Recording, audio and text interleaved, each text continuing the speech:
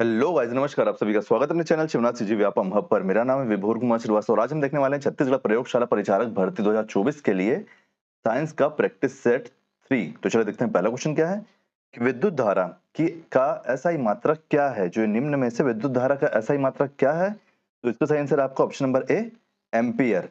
Ampere है आपका SI मात्रक किसका? विद्युत धारा का। और जूल किसका है? अगर कभी जूल का पूछ लेगा ना, जूल है आपका कार्य का और ऊर्जा का। कार्य या फिर ऊर्जा, जो भी सही जो भी ऑप्शन होगा वो आपका सही आंसर हो जाएगा। ठीक है, चलिए नेक्स्ट क्वेश्चन देखते हैं कि निम्नलिखित में से कौन अधिक कार्य कर सकता है। ये चार आपके पास काम दिए हुए हैं, इनमें से कौन किसमें सबसे ज्यादा अधिक कार्य लगता है, कौन सा अधिक कार्य कर सकता है? ऑप्शन नंबर ए है उठा हुआ हथौड़ा, एक चली हुई गोली, ऑप्शन नंबर बी है, सी है तेजी से आता हुआ पत्थर, या फिर ऑप्शन नंबर डी है एक घूमता पहिया। तो इसका सही आंसर आपका ऑप्शन नंबर बी, एक चली हुई गोली। तो मान लो आपकी गोली ये है, ये गोली है मान लो, ठीक है। जब ये गोली मान और ये गन है ना, ये गन है, इधर से गोली चल रही, तो जब ये इधर जाएगी गोली, तो गोली का वेग अधिक होने के कारण गतिज ऊर्जा, कौन सी ऊर्जा? गतिज गतिज ऊर्जा बढ़ जाएगी। गतिज ऊर्जा बढ़ जाएगी जिस कारण से अधिक कार्य कर सकती है ये, तो एक चली हुई गोली अधिक कार्य करेगी। नेक्स्ट क्वेश्चन देखते हैं कि विस्थापन की एसआई मात्रक क्या है, ऐसा यूनिट क्या है। आप एक बात हमेशा याद रखना, विस्थापन क्या होता है अपन पहले ये देख लेते हैं। मान लो ये ए पॉइंट है, ये बी पॉइंट है, ये बी है और ए पॉइंट है। यहां से हम किस किस तरीके से जा सकते हैं? तो देखो, अगर मान लो ये विस्थापन, एक रास्ता है ये, एक रास्ता ये है, ठीक है। डिस्टेंस और विस्थापन की दूरी बता रहा हूं मैं आपको, डिफरेंस बता रहा हूं, ठीक है। और एक रास्ता है ये, तो जो विस्थापन होता है वो जो दो दो पॉइंट है, उन दो पॉइंट के बीच की सबसे कम दूरी, सबसे कम दूरी, सबसे कम दूरी ही हमारा विस्थापन होता है। ये हमारा डिस्प्लेसमेंट हो जाएगा। क्या हो जाएगा? विस्थापन को और क्या बोलते हैं? विस्थापन को बोलते हैं डिस्प्लेसमेंट, विस्थापन। क्योंकि देखो, अगर दूरी बोलता है तो दूरी तो ये भी है, ए से बी। अगर मैं इस रास्ते से जाऊंगा डी रास्ते से तो भी पहुंच जाऊंगा, और इस रास्ते से जाऊंगा सी रास्ते से तो भी पहुंच जाऊंगा। लेकिन जो सबसे कम दूरी होगी वो विस्थापन कहलाएगी। तो विस्थापन का ऐसा इकाई क्या है? विस्थापन की ऐसा इकाई है आपका ऑप्शन नंबर ए, मीटर। चलिए नेक्स्ट क्वेश्चन देखते हैं, क्योंकि किलोमीटर, सेंटीमीटर, मीटर प्रति सेकंड इसका आंसर नहीं है। इसका सही आंसर है मीटर। विस्थापन को मीटर में नापा जाता है। नेक्स्ट क्वेश्चन है कि एक मजदूर 10 किलोग्राम का सामान भूमि से उठाकर 1.2 मीटर ऊपर अपने सिर पर रखता है। मतलब उसके जमीन से उसके सर तक की दूरी कितनी है? 1.2 मीटर। आप एक चीज मान लो कि ये जमीन है, ये एक आदमी है मान लो। क्या है? ये एक आदमी है, ये एक आदमी आप मान लिए। एक सामान यहाँ पे रखा हुआ है, इस सामान को उठाकर ये जब अपने सर पे रखेगा, यहाँ पे रखेगा, तो सामान कितने किलो का है? सामान है 10 किलोग्राम का, ठीक है। कितना ऊपर तक उठा कर रख रहा है, इसकी दूरी कितनी है? तो ये है 1.2 मीटर। आगे देखते हैं, उसके द्वारा सामान पर किया गया काम की गणना करें। जब जी आपका 10 ms और स्क्वायर है -2, सॉरी पावर है -2, ठीक है। तो देखो, अब हमको देखना है कि क्या है। देखो, ये जो जी दिया हुआ है ना, ये जी क्या है? तो ये जी है आपका गुरुत्वीय, गुरुत्वीय त्वरण, गुरुत्वीय, एक मिनट ना, त्वीय त्वरण दिया हुआ है, त्वरण, ये त्वरण दिया हुआ है, जिसको इंग्लिश में क्या बोलते हैं? तो इंग्लिश में बोलते हैं इसको ग्रेविटेशनल, ग्रेविटेशनल, एक मिनट ना, इंग्लिश में बोलते हैं इसको ग्रेविटेशनल एक्सेलरेशन, ग्रेविटेशनल एक्सेलरेशन बोलते हैं, ठीक है। एक्सेलरेशन बोलते हैं इसको। ये कितना दिया है हमारे पास? ये दिया हुआ है हमारे पास जी 10 ms टू द पावर -2। आप एक चीज हमेशा याद रखना, जब भी ऐसा क्वेश्चन पूछता है तो इस क्वेश्चन का आंसर क्या हो जाएगा मालूम? हमसे कार्य पूछ रहा है, हमसे कार्य पूछ रहा है। तो इसका फॉर्मूला क्या हो जाएगा? इसका फॉर्मूला हो जाएगा m इंटू जी इंटू एच। तो देखो m क्या है? तो m है मास, मतलब द्रव्यमान। द्रव्यमान, तो द्रव्यमान कितना बता रहा है हमको? द्रव्यमान बता रहा है हमको 10। ये देखो 10 किलोग्राम है ना, तो ये हमारा द्रव्यमान हो जाएगा। इसी के साथ हमको ग्रेविटेशनल एक्सेलरेशन कितना बता रहा है? जी 10 बता रहा है, तो ये 10 हो जाएगा। और हाइट कितनी बता रहा है? तो हाइट बता रहा है 1.2, 1.2। तो इसका सही आंसर हमारे पास क्या निकल के आ जाएगा? इसका सही आंसर हमारे पास निकल के आ जाएगा 120 जूल, JOULE। जूल। तो ये हमारा सही आंसर हो जाएगा। एक फॉर्मूला है, नॉर्मल सा फॉर्मूला है, ये आपको याद हो ही जाएगा, बस इतना करना है आपको, है ना। तो ऑप्शन नंबर ए सही आंसर हो जाएगा। चलिए नेक्स्ट क्वेश्चन देखते हैं। नेक्स्ट क्वेश्चन क्या बोल रहा है। नेक्स्ट क्वेश्चन है कि कार्य होता है यदि, कार्य होता है यदि फिर इन द ब्लैंक्स है क्या क्या। ऑप्शन नंबर ए है बल, ऑप्शन नंबर बी है ऊर्जा, ऑप्शन नंबर सी है घर्षण, या फिर ऑप्शन नंबर डी है शक्ति। तो इसका सही आंसर क्या है, ऊर्जा। क्योंकि कार्य करने की जो क्षमता है उसको ऊर्जा कहते हैं, ठीक है। क्षमता को क्या कहते हैं, ऊर्जा कहते हैं। चलिए नेक्स्ट क्वेश्चन देखते हैं, क्वेश्चन नंबर 6। ये जो फिल इन द ब्लैंक्स है कार्य कहलाता है, क्या कार्य कहलाता है। तो इसका आंसर हम सभी को पता है कि बल, कि बल कितनी ताकत लग रही है और विस्थापन कम से कम दूरी पे कितना लग रहा है, वही हमारा कार्य कहलाता है, बल इंटू विस्थापन। और कार्य करने की मात्रा क्या क्या हो सकती है, तो कार्य करने का ऐसा यूनिट क्या क्या हो सकता है। तो ये हो सकता है आपका न्यूटन, न्यूटन न्यूटन पर मीटर हो सकता है, या फिर ये हो सकता है आपका जूल हो सकता है, JOULE, जूल हो सकता है, ठीक है। और इसका जो फॉर्मूला है, कार्य का फॉर्मूला ही यही है ना, इसीलिए इसका आंसर ये। कार्य का फॉर्मूला क्या होता है, बल, बल को इंग्लिश में क्या बोलते हैं, फोर्स इनटू विस्थापन, विस्थापन। और विस्थापन के लिए क्या है, विस्थापन के लिए है डी।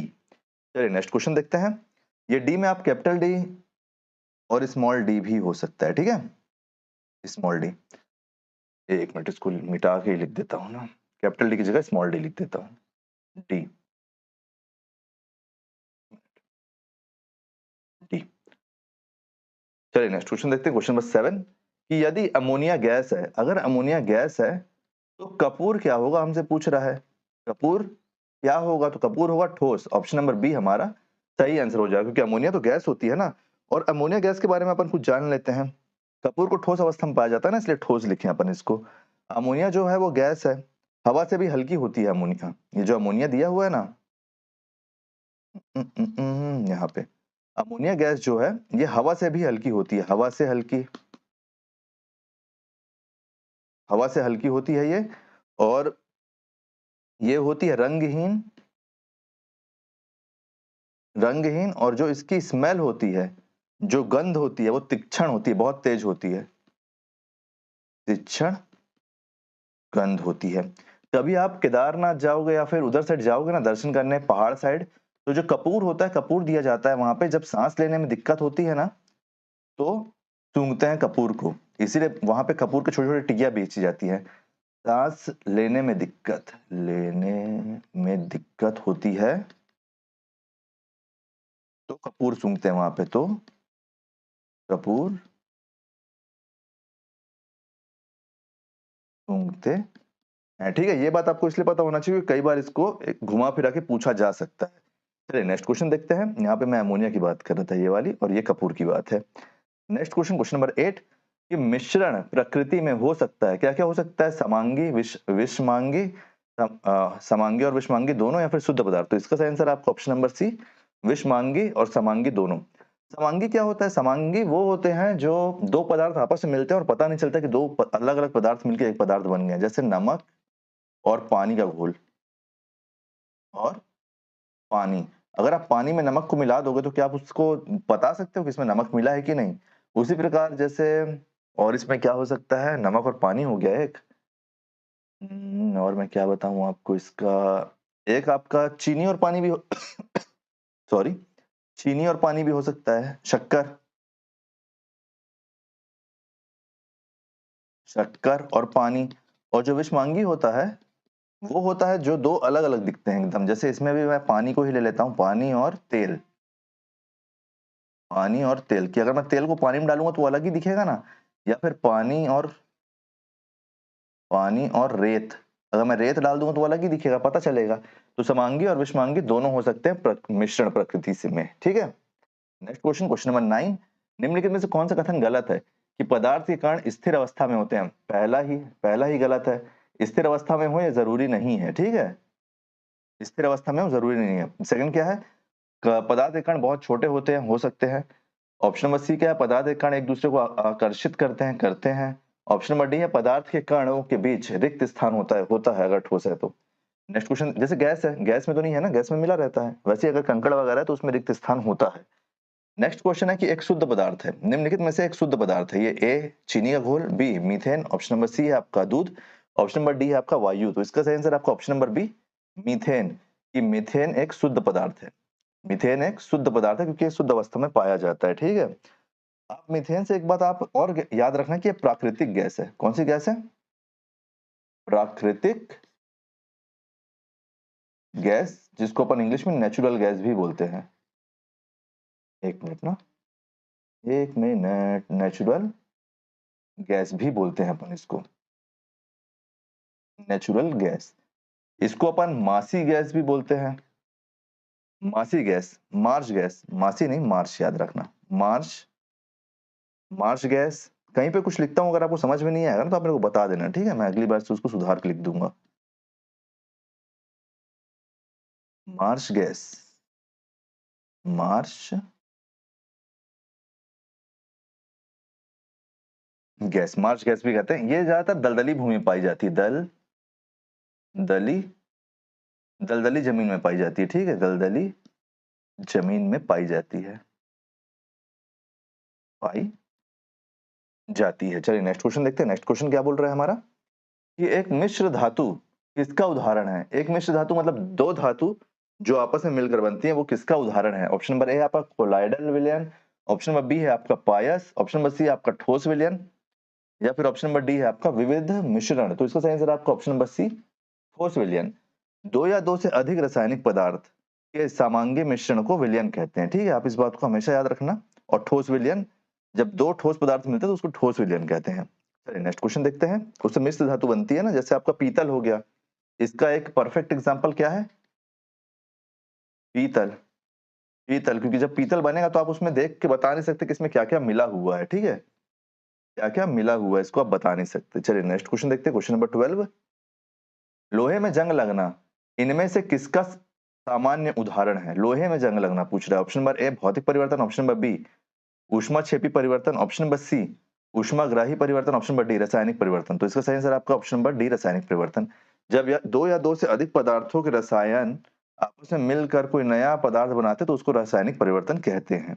जैसे लोहे में जब पानी पड़ता है तब जंग का निर्माण होता है ना, उसी प्रकार। नेक्स्ट क्वेश्चन क्या है, निम्नलिखित में विषम को पहचाने। ऑप्शन नंबर ए है आपका वायु, ऑप्शन नंबर बी है आपका मिश्र धातु, ऑप्शन नंबर सी है आपका दूध, या फिर ऑप्शन नंबर डी है आपका जल। तो इसमें सही आंसर क्या है? ऑप्शन नंबर डी इसमें सही आंसर है कि जल। जल जो है, जल आपका यौगिक है, जल आपका यौगिक है, जबकि बाकी जो सब है वायु, वायु मिश्र धातु और दूध, वायु मिश्र धातु और दूध, ये सब मिश्रण है। क्या है? मिश्रण है, जबकि जल यौगिक है, इसलिए जल इन तीनों से अलग है, वायु मिश्र धातु और दूध से। नेक्स्ट क्वेश्चन, क्वेश्चन नंबर 14, कि विज्ञान में कौन सा नियम मिश्रण के गुणों का पालन नहीं करता है पूछ रहा है। करता है नहीं, नहीं करता है। ऑप्शन नंबर ए मिश्रण के घटक उनके गुणों को बरकरार रखते हैं, सही है ये। मिश्रण अलग अलग पदार्थ के हो सकते हैं, हो सकते हैं, तभी तो आपका समांगी और विषमांगी बनेंगे ना। ऑप्शन नंबर सी क्या है, इसे भौतिक विधि से अलग किया जा सकता है, किया जा सकता है। ऑप्शन नंबर डी इसकी संरचना तय है, तो इसकी संरचना तय नहीं है, इसकी संरचना विविध होती है। क्या होती है? तो विविध होती है। एक मिनट ना,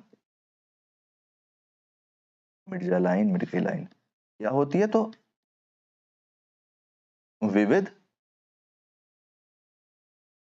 संरचना, विविध संरचना होती है, विविध संरचना होती है, ठीक है। Option number sorry, question number 15, निम्नलिखित में से कौन सा भौतिक परिवर्तन नहीं है? नहीं है पूछ रहा है, ठीक है, भौतिक परिवर्तन नहीं है पूछ रहा है।